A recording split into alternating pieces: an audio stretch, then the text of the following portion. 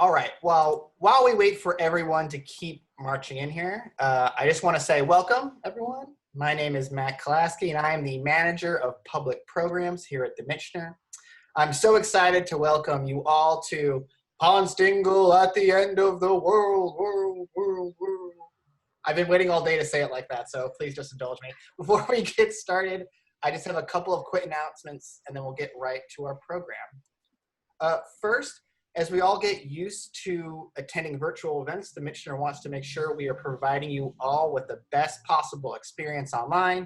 If you have a moment after today's event, we ask you to consider quickly completing this virtual program survey. It won't take long, I promise. I'm going to put a link to that in the chat box over to the right. Also, if you have feedback, you can always just email me personally. There you go. Next, we have a whole schedule of online programs coming up. Fun, creative, educational events, all which you can enjoy from your home.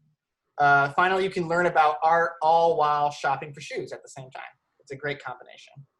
Upcoming next on June 4th at 4:30 p.m., we have Art Uncorked. In case you missed it, this was our very popular members-only program. This program is a free art-focused virtual happy hour and conversation with our Curator of American Art, Laura Turner Igoe. BYO, glass, and enjoy an exclusive preview of our upcoming exhibitions from the comfort of your home. So that is Thursday, June 4th at 4:30. Again, that's exclusive for our museum members, but you can register for that at the link below. There you go. Next, we have a brand new program, Docents Choice, a virtual discovery. Our first one of these is happening Thursday, June 11th at 2 p.m. Discover the Michener in a whole new way from the comfort of your home. Join a virtual guided discussion of Michener's incredible collection. Each week, our museum's enthusiastic docents will reveal a different collection of artworks with a common theme and include fascinating information about the artists and the artworks. Hosted via Zoom, this virtual interactive experience offers a chance to explore, share responses, and have fun. It's a brand new program. It's going to be really exciting to see what our incredible core of docents has come up with.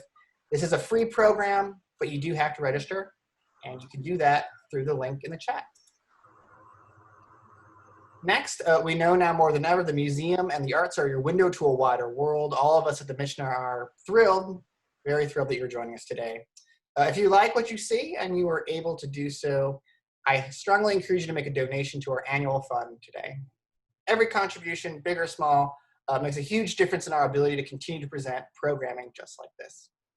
You can contribute to the annual fund through the link, which I will share over in the chat right now. Next, I want you to know that while the Michener is temporarily closed, you still can experience the museum from home. We've collected all of our online resources for adults, kids, students, and teachers in one place on our website. This is a huge cache of resources, definitely worth dipping into on your stormy Thursday afternoons. Lots of really great things to explore and look at. Again, I'm going to put a link in the chat box there. Now, lastly, I want to go over some of the features of this Zoom room that we are in right now. For most of this program, I'm going to keep everyone muted just so that we can cut down on background noise. If you also want to mute your camera so that we can't see you, please feel comfortable doing that at any time. You can do that by clicking on the video camera icon, which should be on there. I'm very bad at this. It's the opposite. Yeah, this way. It's down this corner of your screen. Next, if you would like to rewatch this event or clue in a friend, we'll be posting a recording of this event on our YouTube page sometime next week. That said, if you'd rather not appear in this recording or have your image appear at the top, you can mute your video at any time. Lastly, at the bottom of your screen, you should see several icons. One that we're going to use tonight is the chat button. So if you click on the chat button, this will open a window on the side of your screen where you'll be able to chat with the whole group or specific participants. This is also where at the end of today's program, you'll be able to ask Tara and Laura's questions. We do ask that you put your specific questions in that chat box towards the end of the program. But for now, I want us to get all of our fingers fired up and jump in the chat and just let us know where you're coming from. I'm coming from Kensington right now. So I'm going to put that in the chat. There you go. Now, lastly, it is my honor to introduce our 2-star presenters for today. First, our curatorial assistant, Tara Kaufman. Hello, Tara. Hi, everyone. And next, our curator of American art, Laura Turner Igoe. Hi, Laura. On a side note, we just realized a couple of weeks ago that all 3 of us are Tyler School of Art and Architecture alumni. That's right. So we wanted to show our owl pride and give a hoot to any Tyler School of Art or alumni out there. I'm also wearing this hat specifically for this. Can you see it? I'm not actually giving a hoot, that's for sure. Matt's the only one of us with he's a good Tyler grad with Tyler gear. So without that, I'm going to turn it over to Laura to start our presentation. Thank you, Matt, and thank you everyone for joining us today. I also want to thank Tara for being here. Tara has worked very hard on this exhibition and did a lot of the research that you'll hear about today. So she's really our Ponstingl expert. So I'm thrilled to be doing this presentation with her. So I'm going to spend some time before we get really into the meat of our program giving you some background on Franz Jozef Ponstingl, because he may not be a familiar artist to you. Indeed, he wasn't a familiar artist to me until I started working on this project. But he is an appropriate artist for our current times, I believe, at a moment when everything seems topsy-turvy and uncertain. So Ponstingl was born in Allentown, Pennsylvania, and he grew up on a 60-acre farm in Coopersburg, Pennsylvania. And I saw someone typed in Coopersburg, so we have a Coopersburg represented today, which is great. He received no formal art training that we know of, despite his high technical skill and advanced draftsmanship. And I might just go ahead and show you some of his paintings so you get a sense of that advanced draftsmanship. He served in the US Air Force during World War II and the Korean War, and when he was stationed in Nagoya, Japan in 1946, sorry, I'm prompted right now, my computer wants to shut me down, so let me stop that. So in 1946, he visited Hiroshima, and there he witnessed the aftermath of the nuclear bomb, which had a profound effect on him. After his service, he lived in DC for several years, where he designed interiors and large-scale murals for the Bolling Air Force Base Officers Club and the Monocle Restaurant and Bar. But he frequently returned to his Coopersburg family farm to paint. In 1969, frustrated with his lack of artistic success, he abandoned a decade's worth of paintings at a Philadelphia Salvation Army. Luckily, and I don't think we would be having this exhibition today if the organization staff did not alert local art dealer Robert or Bert Baum, who was the son of the painter and educator Walter Baum, a name that might be familiar to some of our regular Michener patrons. So we have several paintings by Walter Baum in our collection. He's affiliated with the Pennsylvania Impressionists. So Bert Baum collected this cache of colorful imaginative artworks and displayed these paintings in several exhibitions at his Sellersville, Pennsylvania gallery, where they drew comparison to George Orwell's dystopian novel 1984, Federico Fellini's sensational films, and the movie Star Wars after it premiered in 1977. So much of this work sold at the gallery, but despite this local promotion by Baum, Ponstingl and his work remained relatively unknown during the artist's lifetime. He lived intermittently in Portland, Oregon, and Los Angeles, and his sister's property in Kunkletown, Pennsylvania during the 1970s, but he still struggled to find success as an artist, and he permanently relocated to California in 1982, where he remained until his death in 2004. So inspired by his military service, international travels, and the surrealist landscapes of Salvador Dali, Ponstingl's extant paintings from the 1960s and 70s that make up the current exhibition at the Michener Ponstingl Dreams of Past Futures. They imagine the mutation and metamorphosis of the body and organic forms at a time of heightened nuclear anxiety and global political turmoil. These dystopian visions, which have only recently been rediscovered by collectors, straddle the wondrous, disturbing, and truly bizarre. The artist concerned with the atrocities of war, technological advancement, environmental degradation, and the automation of human life still resonate strongly today. And one can only imagine how Ponstingl would have reacted to this pandemic. I can't even begin to think of the kind of compositions he would have created in response to it. So I'm going to turn it back over to Matt, and he's going to introduce or explain how the rest of the program is going to go. Thanks, Laura. So as a special surprise for everyone tonight, we wanted to format our talk just a little bit differently to fit our post-apocalyptic theme. So Laura, without further ado, can you advance our slide here? Yeah. It's the Ponstingl Curator Go Bag Challenge. Yes. What does this mean? It's pretty straightforward.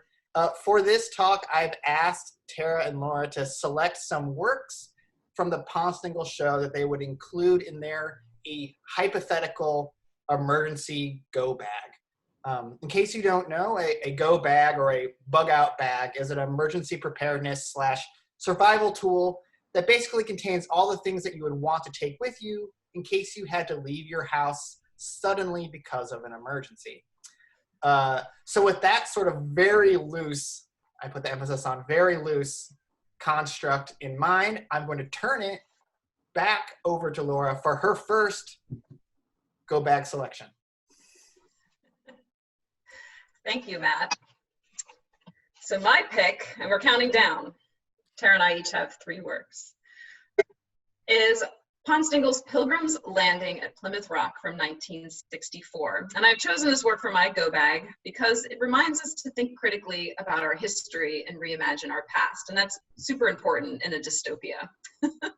So this work is really a fascinating one to me. And in it, Ponstingl has subverted the history painting tradition in this representation of British settlers landing at Plymouth Rock, Massachusetts. And this is one of his earlier works, so it's from 1964. And at this time, he is obviously very heavily inspired by surrealism. He's still, you know, his subject matter is still very representational. His later work becomes very abstract, but it's almost like these very bizarre, granted, but hyper-realistic scenes that he's depicted. So here, and I'm not entirely sure if you can see my arrow, probably not on my mouse. But in the center, kind of the dominant image in this painting is this ship-like object that's made, what looks to me, out of different periscope forms. So it's almost like this looming presence that's always watching. And it's, you know, you can see it there in the water in the center. And if you look behind the ship a little bit more, you can see another smaller ship that's emerging from this black kind of rectangle in the background. And it's hard to see in this image, but if you saw this painting in the gallery, you would see there's another ship that's, you know, in the blackness back there. So 3 ships are kind of emerging almost as if from another dimension. And I imagine it probably appeared that way to Native Americans, you know, seeing these ships arrive, that they came from almost another world. Some other interesting things happening in this painting is there are these transparent arrows that seem to be coming out of that void, going up into the air almost like a roadway, and then one is in the center, not the center, but the left foreground. It almost seems to be impaling this reclined indigenous figure.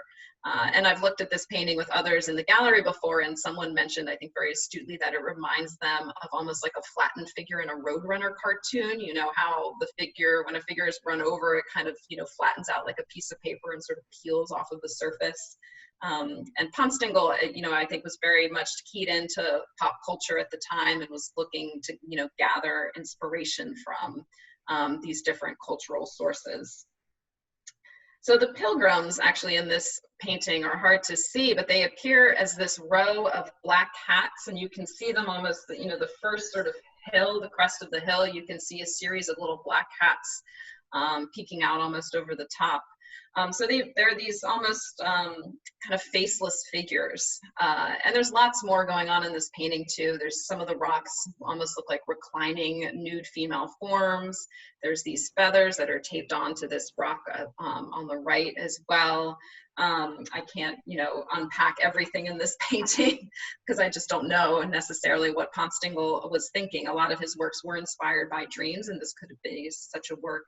But what made this painting stand out to me is that, when you think about past representations of pilgrims, the Pilgrim's Landing at Plymouth Rock, you think of these very heroic scenes of these European figures coming and making peace with Native Americans here in North America. But Ponstingl has rejected that peaceful encounter and has portrayed something very different as he presents these arriving Europeans as something almost monstrous, faceless, and threatening. So now I'm going to turn it over to Tara for her pick. All right, thanks, Laura. So this work is titled Seed to Seed, and it was painted around the year 1970. Oh, sorry, I apologize, Tara. That's okay. Go ahead. Perfect. So when we think about the era of the 70s, it was this crazy time when technology was rapidly advancing. So it was the era of the digital revolution. Computing technologies were advancing extremely quickly. It was the time of the space race to the moon, and also, of course, the height of the Cold War. So there was this threat of nuclear war that kind of stirred anxiety and kind of apocalyptic dread. So Laura mentioned earlier that Ponstingl was stationed in Japan during World War II, and he was able to visit Hiroshima. And there he witnessed the catastrophic effects of the nuclear bomb. And part of my research when we were kind of planning for this exhibition is I got to talk to Ponstingl's brother, John. And John mentioned that when his brother, Ponstingl, witnessed the nuclear bomb and the effects that it had in Hiroshima, it really impacted the way he thought about war, but also it really spurred his own interest in nuclear technology and molecular technology. And so when I look at Seed to Seed, what I really see is the double helixes, which of course is the structure for our own DNA. The painting is composed of these long bulbous forms, and Ponce has given it his surrealistic take. So, they're mutated, they're a little bit wacky. He's painted them in sci-fi greens and purples, and to me, they evoke genetic mutation, which of course links back to his fascination with nuclear technology. And so I chose this work because if I'm going to choose a Ponstingl work to go in my go bag at the end of the world, I think this would be a good one that would inspire one to be scientifically curious, but also to be innovative when trying to come up with ways to survive in trying times. Laura, I think I'll pass it over to you. Thanks, Tara. Yeah. That's one of my, Seed to Seed is one of my favorite works too. So my next pick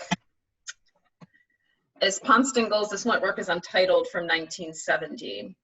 And I've chosen this work for my go bag because it will help me prepare to fight the enemy from any direction or dimension.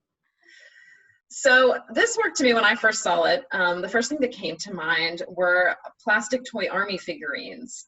And I think they must have inspired Ponstingl, for these different forms of soldiers that appear throughout the painting. And here they dissolve into these circular or grid-like shapes within an arid, almost cratered moon-like landscape. And I've had many discussions with people about this larger figure in the center. It's whether or not he is shooting at us or pointing, facing us or facing away from us.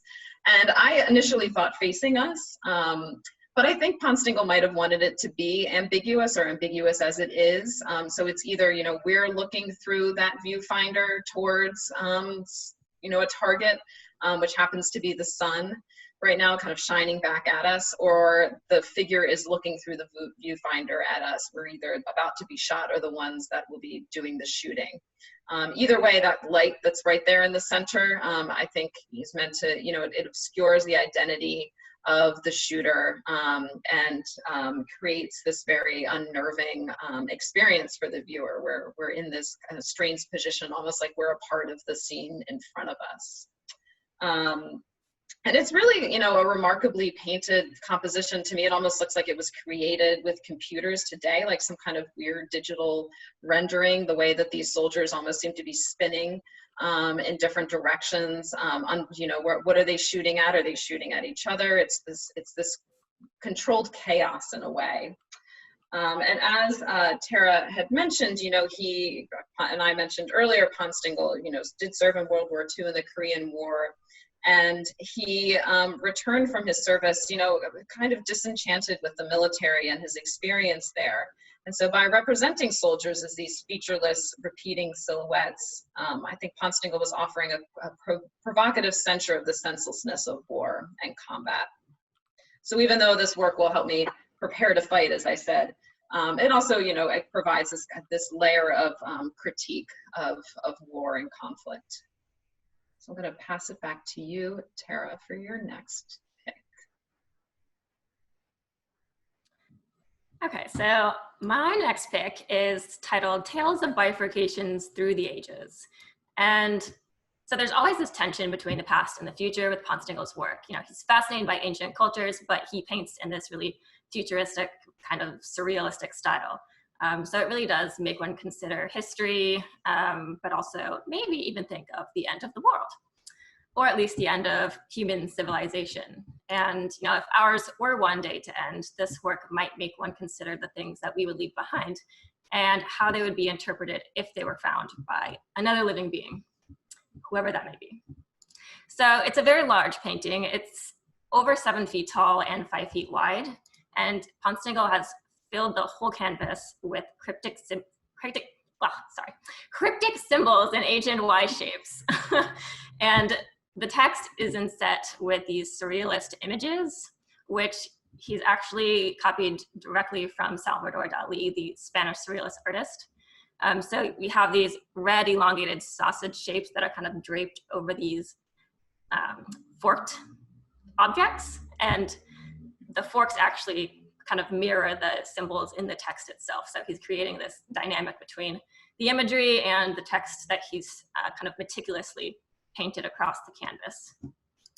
It's unclear whether or not these symbols are encoded with any specific meaning, but we do know that Ponstingl was fascinated by ancient cultures, and it was likely that he wanted this work to resemble an ancient text or tablet, as if it were possibly to be recovered or had been recovered from some past civilization.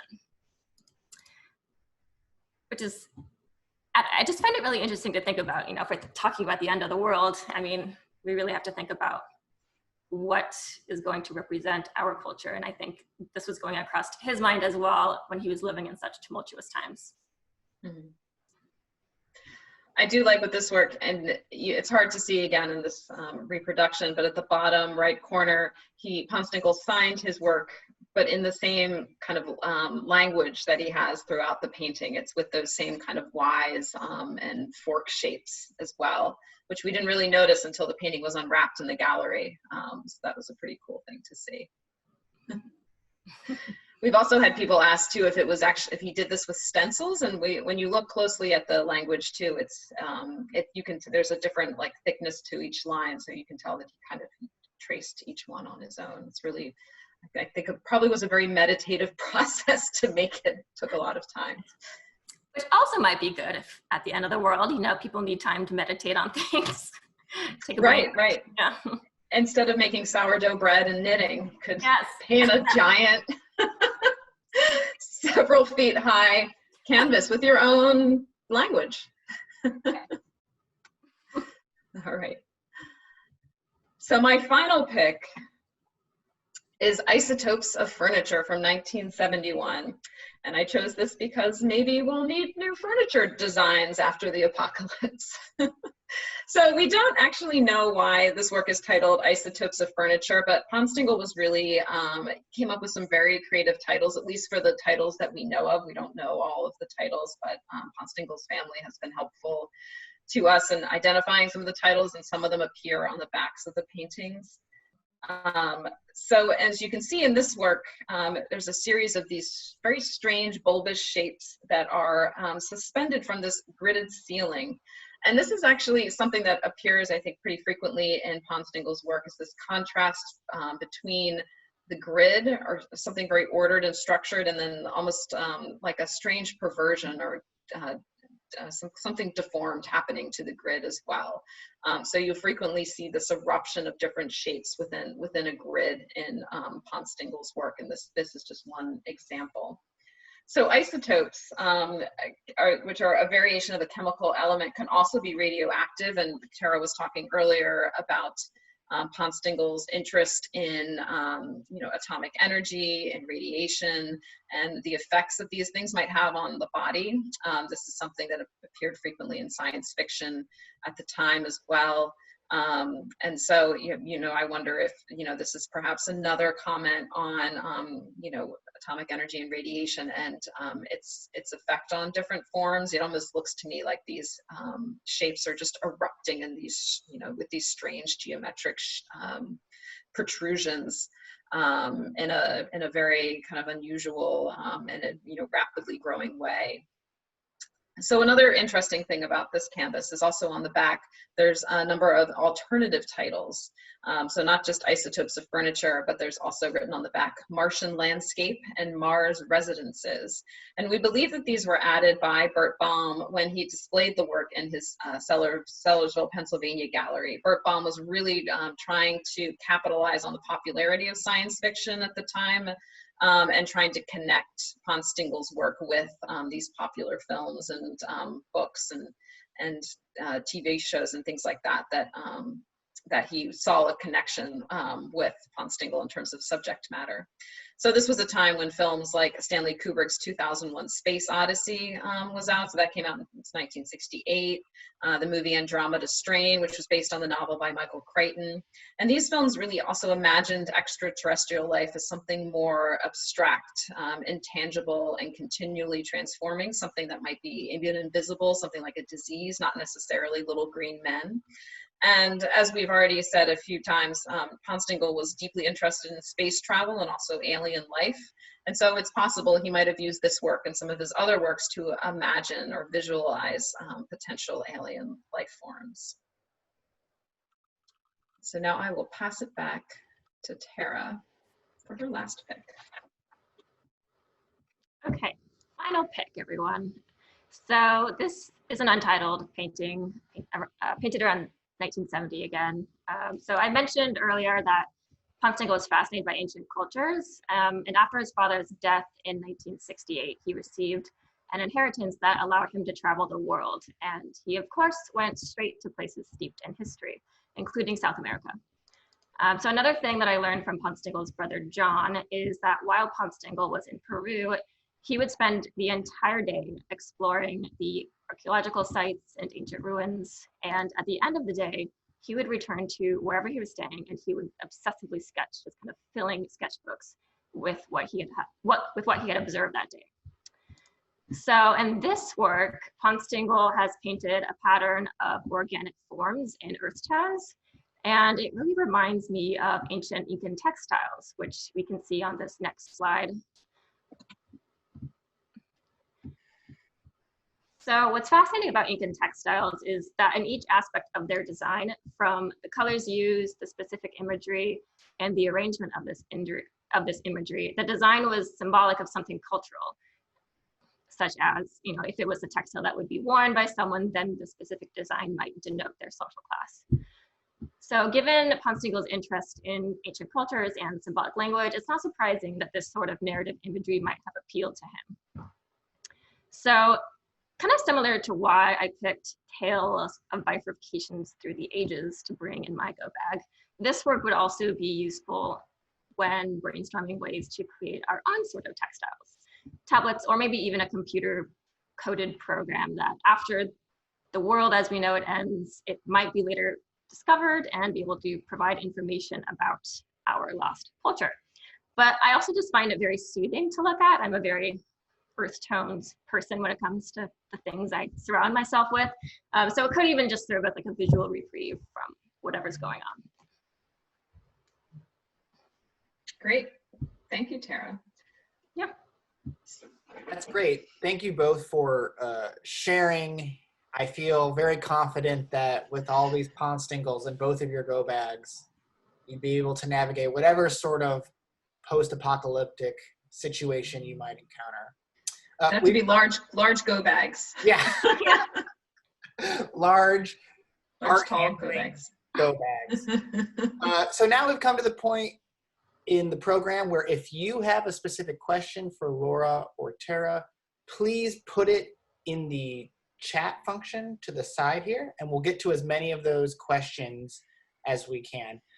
First, I have just a general question for both of you, is that hearing you both talk and review some of these works, and having been able to view a number of these in the museum while the museum was open, something that keeps coming to my mind is that these paintings seem, they seem like paintings of images, and they seem paintings of, aesthetic considerations, but they also sometimes feel like they're trying to convey some sort of information, like they're information documents, like they're a map or an instruction or some sort of, verse from a document. I'm thinking of the Tale of Bifurcation, yes, or the seeds of, I forget what the seeds of seeds, what was that one? Seed to seed, yeah. Yes. And so I'm wondering, why do you think, or how do you think that these dual roles might have been working in his mind? Was he trying to create documents or objects for information sharing? If so, how come they're so, you can't read them? No one can understand them. I feel like there's a disconnect between these things being information documents and not being able to convey that information. Tara, why don't you go first? Sure. I think this connects with what you just said about the textiles as well. Yeah, for me, I don't know if Ponstingl meant for his work to be a specific code, to be legible. I think it's more that he was just fascinated with human culture, whether it was ancient civilizations like the Incan Empire or whatever he would see in his travels, he just kind of just latched onto them. So I think it's more about the experience and how he can almost put himself into these very imaginative worlds that might have happened or they might happen in the future, or I think it has more to do with his imagination than trying to come up with a specific code. But Laura mentioned too that a lot of his works are kind of adhere to this grid, and there's always this kind of tension where he's trying to break this grid. And languages and codes, they are kind of these very structured systems. So I think it's an interesting theme to think about when we look at his work. I do also, just to add to that, I think, I love actually, before the museum closed, I love talking about Ponstingl's work with visitors in the galleries, because there's something about his work too that invites kind of individual interpretation and translation. People want to decode the work, and everyone, people see different things in those paintings too, and I think that's what's so rich and rewarding about his work, is it can't really be decoded. I can provide my own interpretation of the work, and visitors can provide an interpretation of the work, and sometimes that might be aligned, but people see different things in it. But I think you're right, but I think there is this almost invitation to decode and interpret, even though I think the paintings themselves actually repel that interpretation at the same time. Like Tara said, it's this conflict between the grid and the subversion of the grid. So yeah, it's this interesting tension in his work for sure. Yeah, I feel like, it feels like there is a definite frustration in that tension too. There's something that he wants to try to convey, or that moment when you're looking at something, or if you've ever been a new language learner, when you look at it, you don't understand what it is. You have that supreme frustration of not being able to comprehend. Yeah, I feel like yeah, especially when I would just sit, you know, and look at this one, you know, like the answer is there, but I have to find it, which maybe that frustration is part of the feeling of the painting. I mean, he's presenting it as it's a giant manuscript. I mean, that's what it's supposed to be. It's supposed to be like, and that's why we've called the exhibition Dreams of Past Futures, because Ponstingl was interested in depicting the future, but almost as if it had been discovered as being in the past. Like we're digging up past futures, if that makes any sense. It's just tripping across time. Because, you know, you have these aged documents, these kind of trompe l'oeil, so, you know, documents that look like you could just pick them off the canvas, but they've been aged and they're weathered. There's like rusty nails that are depicted too on the canvas. So it has this, it's meant to be like language. It's a large painted manuscript. So I think he's very, you know, he was very interested in language and languages from other cultures and, you know, the written documents and text, and he was definitely playing with that in his work. I am getting some questions here in the chat. So let me go and see. So I have one from Alice. The warlike painting, she asked, what do you think the holes in the ground represent? They look so much like a lunar landscape to me, and I agree with you, Alice. They've always looked like the moon to me, but they might, you know, I think you're right in that they might also be reference to perhaps foxholes, maybe like just a, you know, you might also be thinking of Hiroshima, you know, something that's been blasted away entirely, craters from bombs, perhaps. I think he's interested in depicting this desolate landscape, and as a result, it calls up these other associations for us, everything from, you know, the moon to these other ideas too. Catherine has a good question. Catherine is our registrar at the Michener, and she was wondering if Ponstingl is left or right-handed, and if we know that. I don't know that. I wonder if perhaps someone, a conservator or someone with a more, you know, an eye that's more attuned to that could tell. I know why one reason, what Catherine wants to know, because that might be able to help us determine if the shooter is shooting at us or away from us, if they're left or right-handed. I know that Catherine is also left-handed, so it's I'm left-handed, Catherine's left-handed. There's another staff member in our curatorial department's left-handed, so we have a lot of left-handed representation going on. But I hadn't thought of that. That's an interesting idea. We don't know that, Tara, right? We don't know if he's left or right-handed. No, I'm actually looking through my notes when I was talking to John, and I don't see any mention of left-handed people are very imaginative, yeah. So maybe. Let's see, the next question. Alice says, his work is so precise and tightly composed. Have you ever seen any examples of looser brushwork or style? Have we, Tara? I can't think of any examples. Oh, no. I've seen some of his more generic, like he did paint some kind of, you know, like almost like Bucks County landscape scenes, but they're not like Pennsylvania Impressionist in style. They're still very exact from what I've seen. Right. Yeah, I can't think of anything either. He is very exact. Even though he didn't have any kind of art training, I kind of wonder if in his military training, if he trained at all to be a draftsman or took draftsman classes. I mean, he is so exact. I feel like he must have had some kind of training, even though his brother insists that he did not.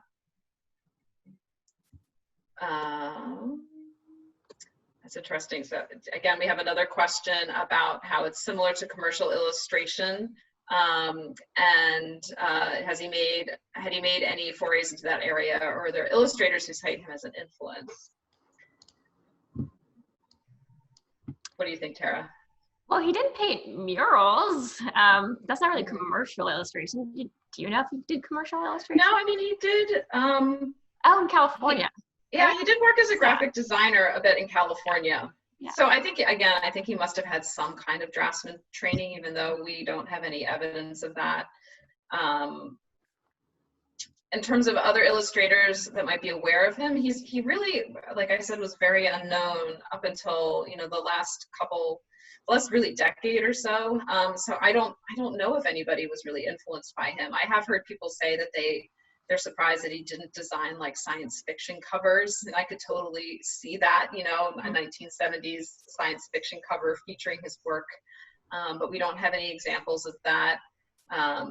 So you might have noticed many of these works are from the collection of John Muniz, who I think is tuning in today. But he's, you know, probably the biggest collector of Ponstingl's work, and he's always said that Ponstingl was just not a good self-promoter in a lot of ways, and so that's why he's not as well known to us now, and perhaps why also he wasn't, you know, as well reproduced or discovered by others when he was alive. He didn't really have much of a circle. It wasn't really associated with other artists besides, you know, the Baum family, which seems to me like a very almost random occurrence.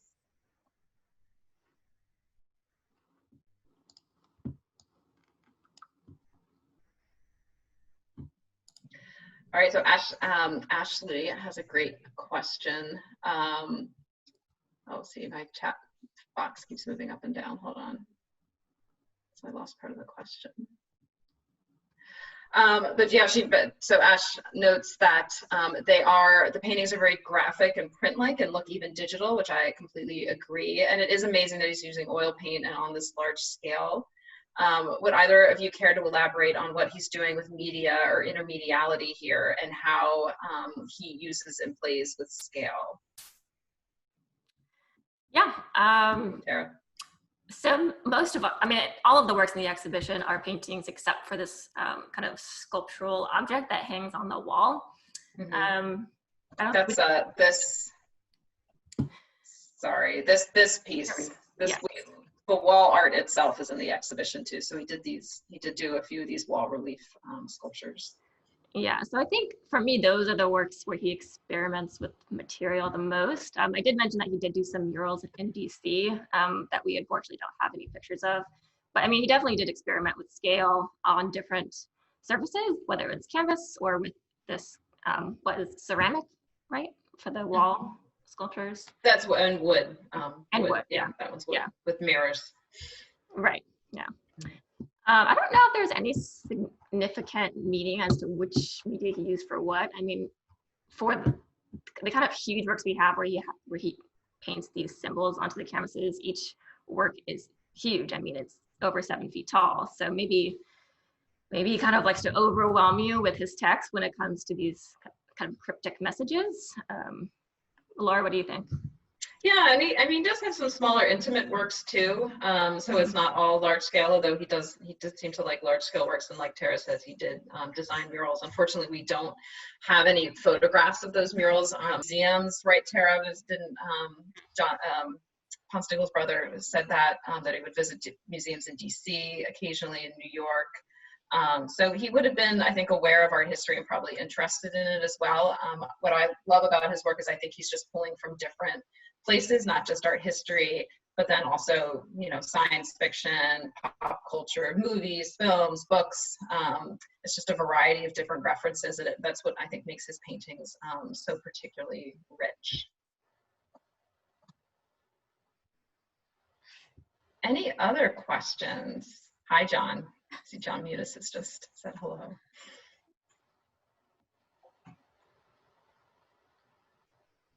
There is not a catalog for the show, unfortunately. There was another show of Ponstingl's work at the Baum School of Art in Allentown, and there was a catalog for that exhibition. And that is, well, it's currently for sale in our gift shop, which unfortunately is closed at the moment. But there are, Tara wrote a wonderful essay for, oh my goodness. American Art Review, and Art and Antiques magazine also did a really great publication on Ponstingl's work as well. So if you want to read a little bit more, you can find that information there. And Matt might be able to answer the question about the previous Ponstingl session for 4th to 8th graders. Yes, we did. Yeah. We were able to record that one. Again, it'll be all on our YouTube page, which you can find on our website. I'll put a link into it in a second here. But usually comes a couple of weeks later. So check that out there. It's going to be definitely not our last program aimed at that age group. So we'll definitely keep an eye out for more work and programs for that age group.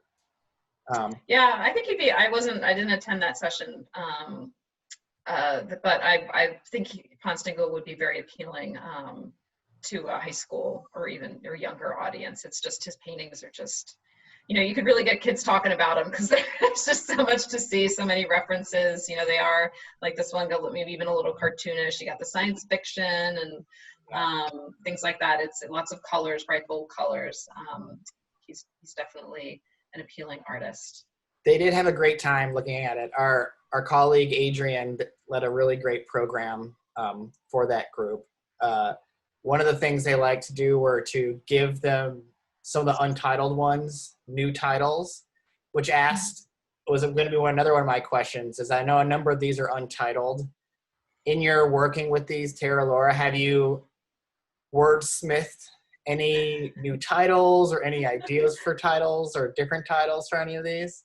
Yeah, a lot of the works just have different titles written on the back, but I mean, Laura mentioned this earlier, we just have no idea who wrote them, if it was Ponstingl or Walter Baum or, We, so these have titles. I mean, honestly, I'm no Ponstingl. I'm not quite as clever with my titles. I thought Dreams of Past Futures for the exhibition was pretty good. So instead of that, but we each call this one Soldiers. It's not very creative.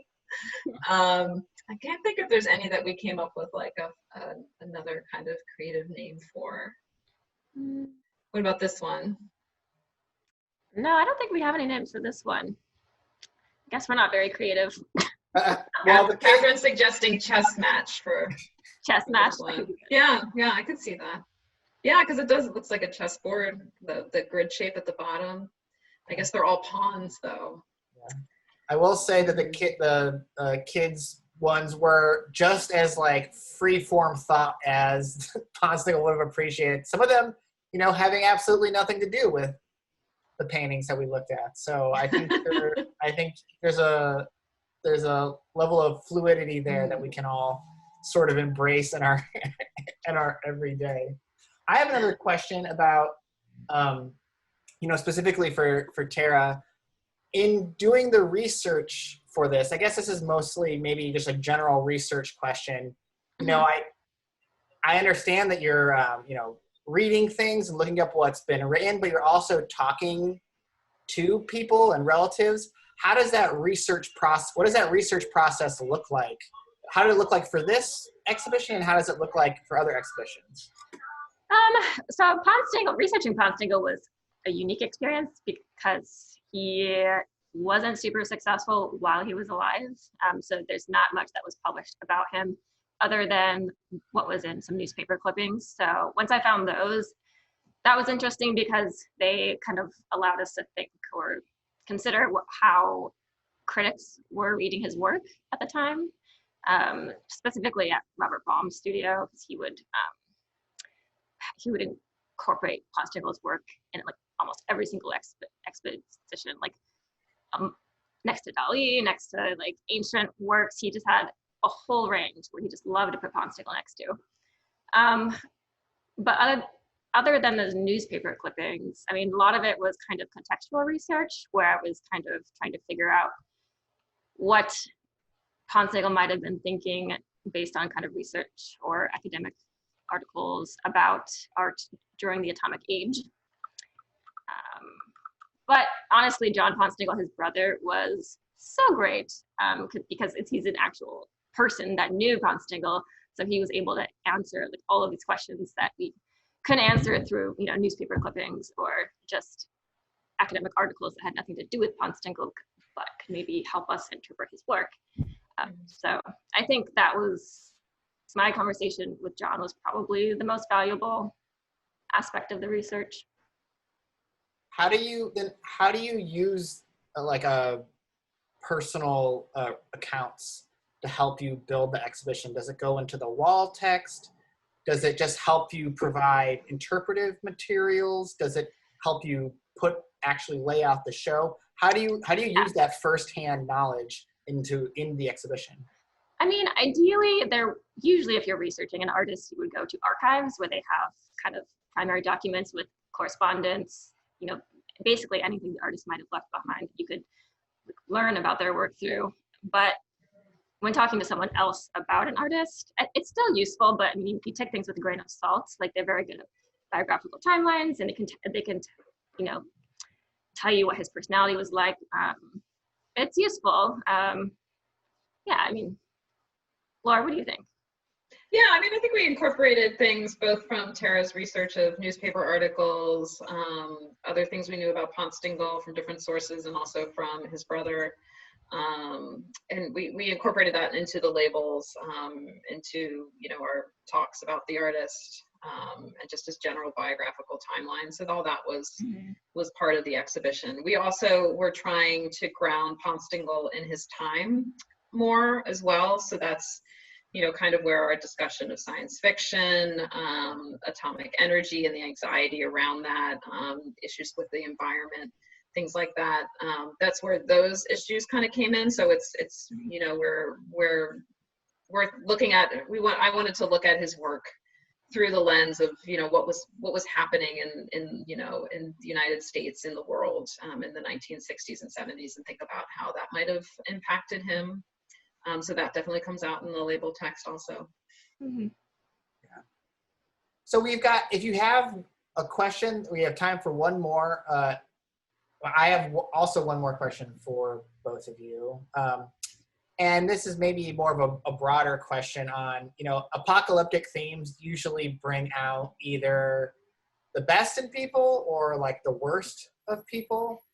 So I'm wondering, like, when you look at these works in terms of like the apocalypse, do you feel like a hopeful feeling, or do you feel a dreaded feeling? What sort of mind frame do you think, well, Ponstingl is trying to bring to like an idea of the end of the world, but also what do you bring like to it when you look at some of these works? I think that's a great question, Matt. And like you said, it might also be personal, like depending on my mood and what's going on. Of course, this exhibition went up pre-pandemic, and now we're in a pandemic where it's not the end of the world, but it does feel like things are a little strange and uncertain out there right now. I think Ponstingl, and I think this is intentional, I think his work is ambiguous in terms of its outlook on the future. It's easy, I think, on first read to read it as, dystopian, but then it's also very playful. There's like this, there's a real playfulness to his work. And so I think there might also be some optimism there, a little bit of, this imagination and creativity that he injects into his work, I think really shows. And I mean, this work, Isotopes of Furniture, to me, you could read it as dark. I also kind of see it as a little silly. So it's a mix. I don't know. What do you think, Tara? Yeah, I think it just depends on the work, honestly. Like, for example, the soldiers painting, I think it's a pretty clear statement, kind of against the violence of war. But on the other hand, like you said, a lot of his work is just playful, especially, I think, his more organic or abstract works, because to me, it's kind of just like he's excited or fascinated by like sci-fi, or like we talked about, technological developments, or even this, ancient cultures. It just seems like he's kind of playing around with different forms and languages. Yeah, they're very, I mean, these are, I know these are muted sort of earth tones, but they're still very colorful. Yeah. This work to me actually reminds me of like Keith Haring's work a little bit. Yeah, I see that. So it's like, it's see face. Catherine just says, do you see faces? Yeah, it's like you see kind of these faces again. It's like Keith Haring. Oh, yeah. Similarities. Yeah, so it's a mix, I think, for his work. I don't know if it's meant to be strictly negative or positive. Yeah, no, that's the great thing about these works, is that there's so much room for all of us to put our thoughts and our feelings into them and still have a conversation with someone who hasn't been around for a very long time. So that's what I think makes them hyper engaging and are really fun works and really engaging works for the museum to be showing. Really exciting works. Yeah. With that, I want to thank all of our online guests tonight. Thank you for joining. I want to thank Tara. I want to thank Laura for providing their expertise. And everyone, thank you for joining. And please join us again for another virtual Zoom event. Stay tuned to our website and all of our social media to find out when that will be. Thanks, everyone. Have a great night. Thanks, everybody. Bye, everyone. Bye. Thank you.